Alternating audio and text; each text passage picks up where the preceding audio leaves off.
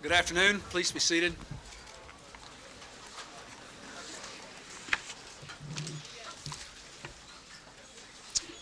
President Chirac and I have just concluded a very good discussion. Let me begin by saying how much the United States appreciate the President's strong leadership and the vital role France is playing all around the world. This is a time for the world's great democracies to reach out, not retreat.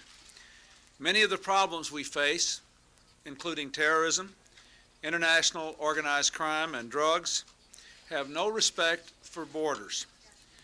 And the extraordinary opportunities we enjoy to shape a safer and more prosperous future for our people can be realized only if we stay engaged and if we work together. France and the United States are doing that, building on our historic alliance to meet the challenges of this new era. NATO is a cornerstone of that alliance. The President and I spent a good deal of time discussing its present and its future. In Bosnia, all of us can see NATO's critical role in ending a terrible war, in helping peace to take hold, in restoring stability to the heart of Europe. President Chirac and I reviewed the impressive progress our troops are making. We agreed the mission in Bosnia is moving forward steadily, surely, and as safely as possible. The Bosnia operation also demonstrates how well NATO can work with Europe's new democracies. Countries that were our Warsaw Pact adversaries less than a decade ago now are serving side by side with our troops for peace. This is a tribute to the decision that we made to reach out to them through the Partnership for Peace and by holding out the possibility of opening NATO's doors to new partners. We agreed that NATO must and will continue its steady progress toward enlargement and will strengthen its relationship with Russia. Let me say again, I told President Chirac how pleased we in the United States are with France's recent decision to move closer to the military side of NATO, a move that will strengthen our alliance, and a move that is very, very important to the United States. I also welcome the French efforts to build a stronger European defense identity within NATO. This will allow our European allies to deal more effectively with future security problems and spread the costs and risks of our leadership for peace, while preserving the basic structure of NATO. The Franco-American partnership extends well beyond NATO and indeed well beyond Europe. We've seen it in Cambodia, where our cooperation was vital to the success of democratic elections. We see it in Haiti, where French gendarmes are taking part in the international police force and playing a critical role. And in Africa, both our countries today are working to help people realize their tremendous economic and political potential. Today, President Chirac and I agreed to work together on preventive diplomacy in Africa to begin to head off conflicts before they start.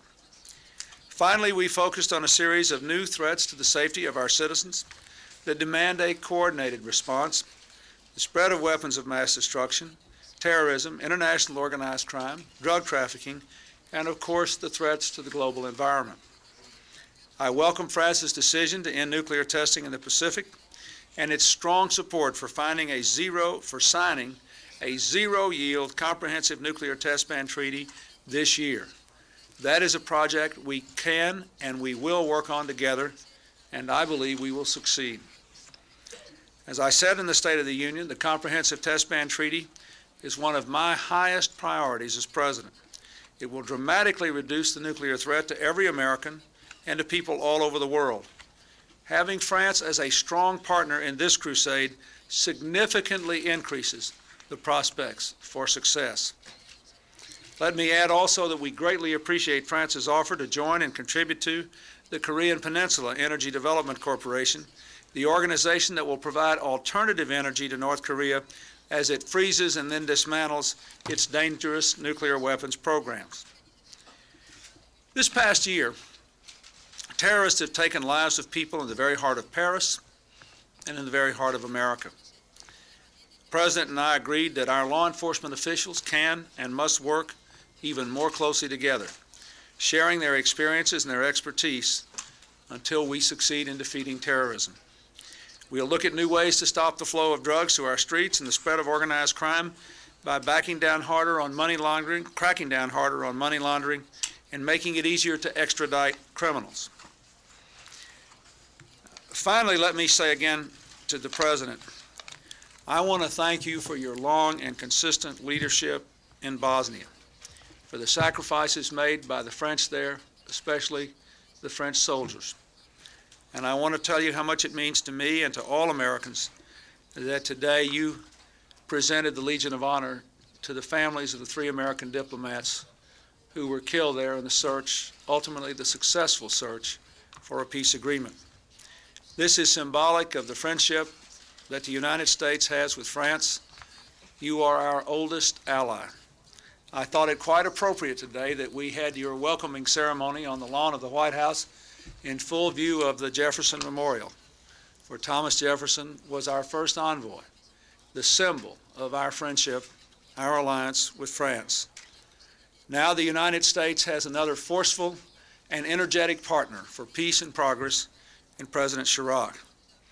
Let me invite him to make his statement, welcome him again to the United States, and then we will take your questions. Mr. President.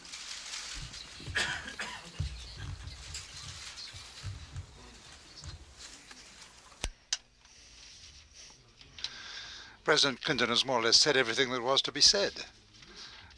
Because anyway, everything that we said, he said wonderfully. It was all there. I just have some brief remarks. First of all, a sentiment of gratitude for the way I've been welcomed here. I've deeply appreciated this. Welcomed in the White House and in Congress. And secondly, there was a very fundamental agreement between us on most of the subjects that we talked about. And I think the most outstanding example is Bosnia, where the action undertaken by President Clinton has been decisive for a peace agreement that a few months before that no one could really have imagined. France was not absent, naturally, from this effort that led to this. And if the country manages to regain equilibrium and peace and come back to peace, this will be, to a large extent, due to the President of the United States. And I also wanted to mention 2 problems here, which, among others, I'm deeply concerned about. First of all, the question of the necessary reform of the organization of the Atlantic Alliance in order to adapt it to the needs of our time. We can, I think, expect the very best in terms of peace and so on from that organization, as long as the organization is adapted to the new circumstances. And secondly, my second point is the fact that we really must understand how absolutely essential it is that we should not disengage ourselves from development aid. Many countries in the world are in the process of being excluded, while they are precisely making very substantial efforts in order to try to move towards democracy and the market economy. So we must help them in that effort. That was out of the 2 messages that I wish to express today to the Congress. Now, lastly, I felt very deep emotion in awarding this morning to 3 wonderful women, wonderful ladies, the Legion of Honor in the name of the people of France and the Republic of France, the 3 widows of 3 great American diplomats who gave their very best efforts to help to achieve peace, and alas, lost their life in that country of Bosnia. Well, those are some thoughts I wanted to share with you, but now, of course, I'm ready to answer questions. I will call on an American journalist, and then President Chirac will call on a French journalist, and then we'll alternate back and forth until we run out of time. Helen? Mr. President, I have a question for each president. You have had a lot of trouble with the Republican Congress, and at the same time you seem to be telling the Democrats it's every man for himself, that you will not campaign for a Democratic Congress that is self-defeating. So I'd like you to comment on that. President Chirac, the UN says that 500,000 Iraqi babies have died of malnutrition since 1990. Are you trying to persuade President Clinton to ease up the sanctions on Iraq and Iran? Okay, let me answer my question first. First of all, who am I to criticize people who ask and report questions? But no one who was in the conversation thought that that's what I said. I made it very clear that I want more Democrats elected to Congress. I will work for them. I worked hard for Senator Wyden in Oregon. I think you'd have to look a long time to find a president who's worked any harder to help his party's candidates for Congress than I have. I was asked a very precise question. I was asked whether I would go to the American people in 1996 and say, I cannot do anything as president. I cannot achieve anything as president unless you give me a Democratic Congress. And my answer to that was, and I will say again, we have had lots of experience with presidents trying that argument, and it has never worked. Not ever, not once. The American people want arguments presented to them about their lives and the ideas and the principles at stake. Will I campaign for Democrats?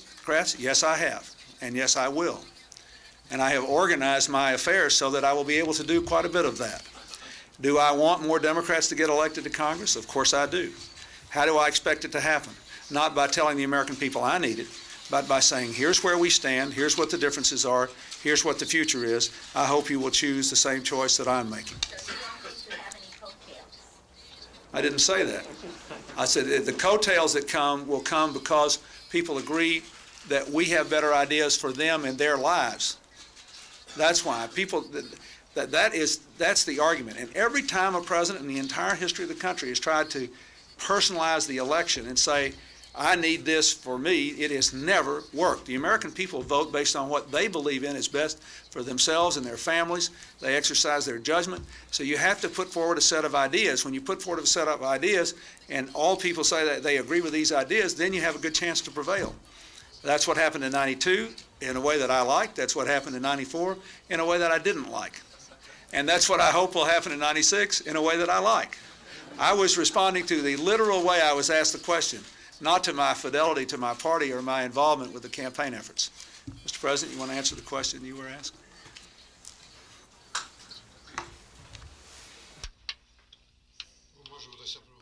Well, I'd simply like to say, my dear lady, that at least children who die of hunger is something that is unbearable, whatever their nationality. It's something that we just cannot countenance. That being said, I never uttered the sentence that you attribute to me. I might have done that, but I didn't. Now, I think concerning Iraq, because in fact, that was what you wanted me to say something about, I think that there is an international organization, there is an international rule, if you like, there is a Security Council, and that there are certain requirements that were laid down, in particular, Resolution 986. And my wish would be is that resolution be implemented by Iraq, and if it is implemented by Iraq, then yes, I do hope that the sanctions will then be lifted so that there should be fewer small children lacking in the basic requirements. France, yes. Question to President Chirac. Pending the necessary reform of NATO, can France take a new, further step to work closer to the military committee of NATO, the military side, as has just been said, and then become a full member? I don't know if everyone has understood or heard the question. I don't know if it has been translated. Yes. No, for the moment, there's not necessary for yet a further step. No, what's important now is that France should talk with its partners about the reform, which in our view is essential, concerning the military organization of the alliance. I'd like to say that from looking at that, and I'm not talking about the past. I mean, the past is the past. It's behind us. But with some vision of the future and the way we see the future, we are, in fact, very close to the thinking of most of our great European partners, both concerning the diagnosis and how we should carry out the reforms. And today I was able to note that this viewpoint was to a very large extent shared by the Americans, and I said, well, I'm delighted at that. Two questions on the budget, sir. With little sign of life in the budget talks, are your agency heads drawing up plans to lay off or fire employees to grapple with a series of belt-tightening continuing resolutions for the rest of the year? And secondly, could there be a hint of a breakthrough in the Speaker's comments today that he's considering a smaller, shorter-lasting tax act? First, let me say the most hopeful thing that has happened is the statement by the Speaker and Mr. Army and Senator Dole that they intend to seek an extension of the debt limit through the middle of March. And I applaud that. Secondly, there have been a number of statements made which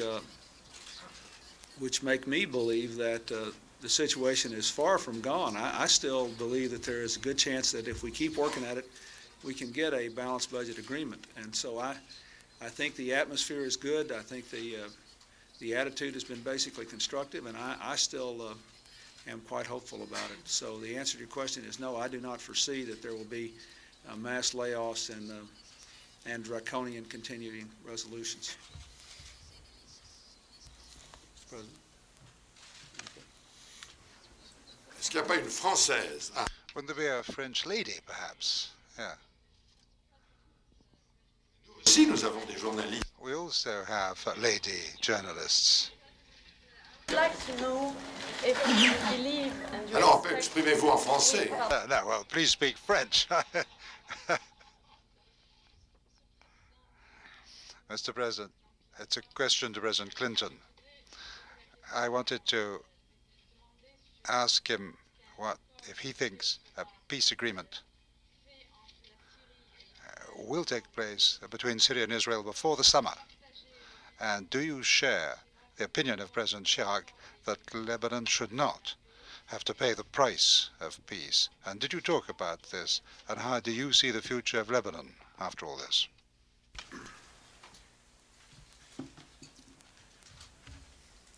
Yes, I share the opinion of President Chirac that Lebanon should not be asked to pay the price of the peace agreement. I do not believe that the independence and future of Lebanon should be sacrificed, nor do I think it will be.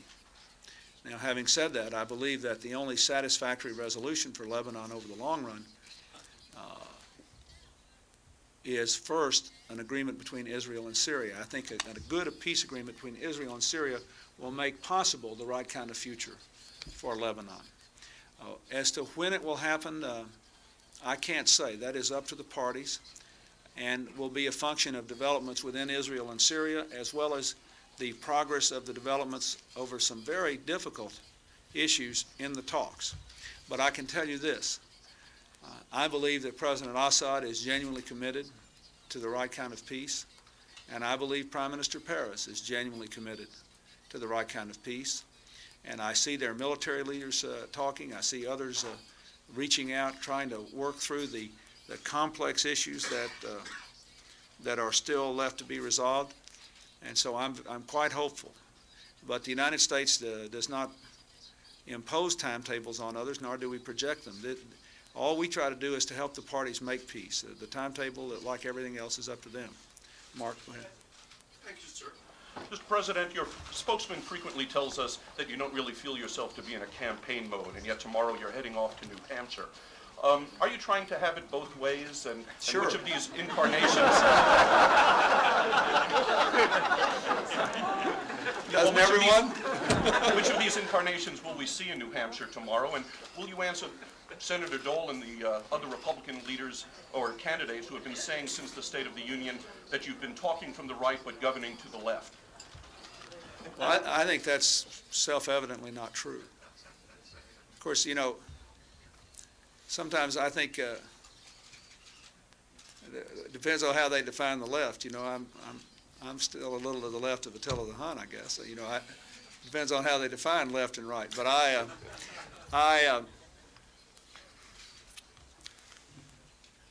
believe that the most important thing I can do this year is to do my job.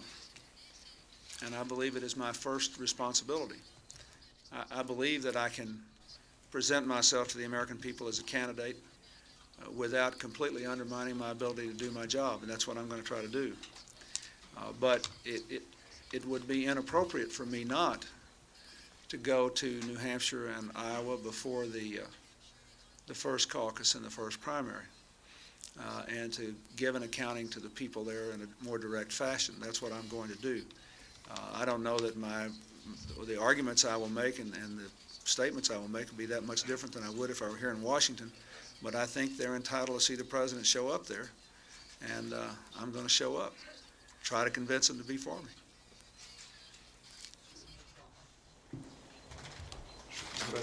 Je voudrais ajouter un point sur... I'd like to add something on this particular issue, if I may. If I've understood carefully, if the interpretation has been correct, and I've no doubt about that, President Clinton has said that he was to the left of Attila. Well, I didn't feel that this was aimed at me, quite honestly.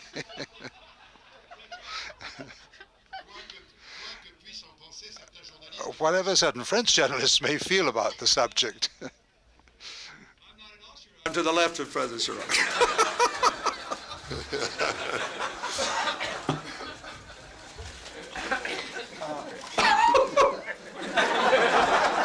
That was good.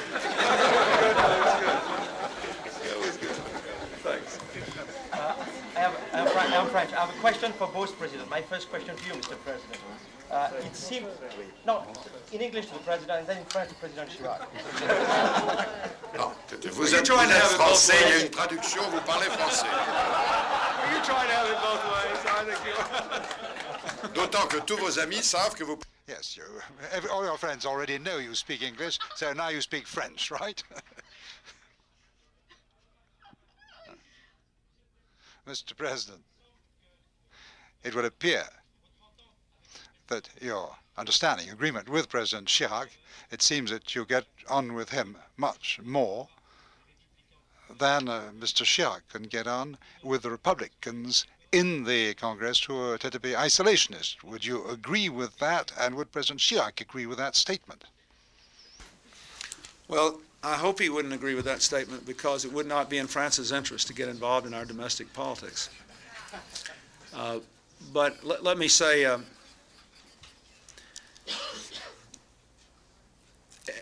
the United States throughout our history, because of our relative geographic isolation from the turbulence that has gripped Europe in the 20th century, that gripped Asia in the 20th century, and before, has often had periods of isolationism. We departed from that at the end of World War II to wage with you in partnership the Cold War. So it should not surprise anyone that at the end of the Cold War, when the imminent threat of a standoff with a nuclear superpower has lessened, that the historic isolationist impulses have reasserted themselves. I think the more important thing is that there is a struggle within both parties not to let that happen. As president, I can speak with one voice. Even though the Republicans may vote together almost all the time in the Congress, that is not possible for them or even for my Democratic allies in the Congress.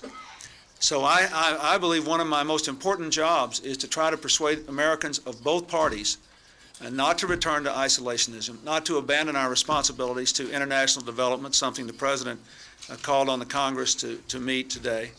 And I would like to see this become America's commitment and not a partisan one. And I will say I have received a lot of support from Republicans for my foreign policy initiatives, even though most of them opposed what we were trying to do in Bosnia, for example. And I don't want this to become a partisan issue. I want America to be Europe's partner for peace and democracy and freedom without regard to which party is dominating our politics here. And we are building a new consensus for that, and our building job is not over. But I don't think that it should become a part of France's concern in terms of the internal politics of the United States. Effectivement, je me garde. Yes, I certainly wouldn't wish to interfere in any way in domestic policy of the United States. What I can say is that I get on very well with Bill Clinton. I must add that I also got on very well with George Bush. So you can draw whatever conclusions you like from that. Mr. President, a lot of people are probably interested in your opinion of the Malcolm Forbes success in the polls, at least, and specifically, how do you see his flat tax? Is this something that you're looking at and something that you would endorse, because it certainly appears to have a following out there? First of all, I don't know, because I can't answer the question of why he's doing well, except that I know only what all of you tell me. You know, through the media, I read about it. But I think that he has obviously been able to have a commanding financial lead in advertising his positions, and they're sharply formed and clear. And I think the flat tax has a lot of appeal to a lot of Americans for two reasons. Number one, it seems to be simple, and a lot of people find the tax code complex. It gives them a headache to think about. And number two, it has a superficial fairness, and even if it's not fair, people say the system we got's not fair. So maybe I would trade one unfair system for another one, just for more simplicity. And of course, there are some, thirdly, who believe that it would actually promote greater economic growth. I think that's a relatively small number of people. My problem with a flat tax is twofold. Number one, I think that everyone I have seen, is projected to run a huge deficit for the United States government.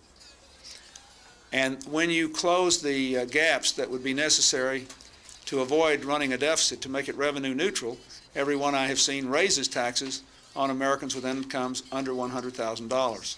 That is a level of unfairness I think is inappropriate. Now, should we do things to simplify the tax code? I think we should. We now have 57% of our filers filed the standard deduction at 15%. We're trying to get millions more people filing their federal, state, and local taxes together. We're trying to offer more people the opportunity to file electronically, file over the telephone. There may be other things we can do to make the system both fairer and simpler, but I have seen no flat tax proposal which I could support, because I can't support going back to the early years of the 80s where we have some supply-side theory that explodes the deficit. That's what we're paying for now. And I can't, in good conscience, support a system that would raise taxes on all Americans with incomes under $100,000. Mr. President? You said that it's important that it's a bad thing if the developed countries reduce their aid to the underdeveloped countries. You said this, President Chirac. Do you think that President Clinton understood and heard your message? But yes, I did have the feeling that he really got the message. I didn't at all feel that I was preaching in the desert. I agree with him entirely. I'm opposed to the reduction of United States support for the IDA. Most Americans, when the Congress does that, they are playing to a popular feeling in the country that the United States spends a fortune on foreign aid. In fact, the United States only spends about 1% of its budget on foreign aid. There's no other rich country in the world that spends a smaller percent of its budget on foreign aid than we do. Now, we can justify being a little below other countries because we spend a higher percentage of our income on defense, with global defense commitments in Europe, in Japan, and Korea, and elsewhere in ways that benefit the whole world in south of our border. So we could be forgiven perhaps for not spending the same percentage of our income and our budget on foreign aid as other countries because of what we do for global defense. But we shouldn't be going lower. And I agree with President Chirac on that. And that, to go back to the question we were asked about isolationism, it seems to me that the biggest short-term danger we have in isolationism is on the question of not contributing that small amount of money in assistance programs which will prevent problems from occurring. I have received the support I needed from the United States Congress and from the American people to move in Haiti, to move in Bosnia, to be active in the Middle East and in Northern Ireland, to do what had to be done, and even in crisis times in other places. But the problem is that even in this time of balancing the budget, this is such a small part of our budget. President Chirac is absolutely right in emphasizing this to all the developed countries of the world. Yes, ma'am. This is a question to both presidents. It was said that the military American presence at Bosnia would be limited to 1 year. And you certainly talked about this. So what would be advisable? What should one do at the end of 1 year? Are you asking me? Both. First of all, before I said that to the American people, there was a peace agreement in Dayton with a military annex that set forth precisely what the mission would be. And if I might compliment the presidents of Bosnia, Croatia, and Serbia, they actually involved NATO's military leaders in developing this annex. And they said, here is what we want the military mission to be. Not the economic development mission, not the civilian police mission, not the political mission, the military mission. We want you to separate the forces. We want you to maintain free movement within the country. We want you to help insofar as you can to facilitate that movement and to give the parties time to let peace take hold. And the judgment of the military commanders was that this particular mission, the military mission, should go on for no more than a year, that after a year, people should be able to worry about the other things, the political, the economic, the civilian law enforcement, police type work that had to be done. And so I believe the world community will have to find mechanisms to do that.